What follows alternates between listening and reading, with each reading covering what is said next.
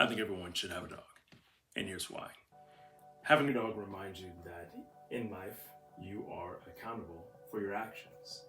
Whenever you are training a dog, once they have a certain level of obedience, then comes a certain level of accountability for their actions.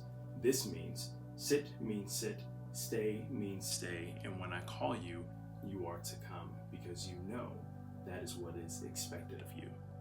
When I was in high school, I had a teacher, and her one liner that she always used was, when you know better, you do better.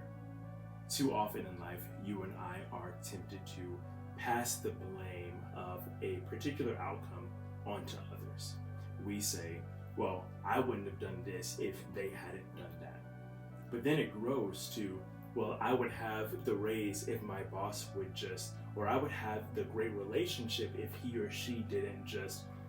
And then it gets to a point where my life would be this way if everyone else around me would just do this.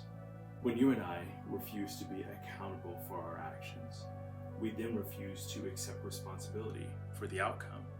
And when you and I refuse to accept responsibility for the outcome, it leaves us no place to invoke any kind of change.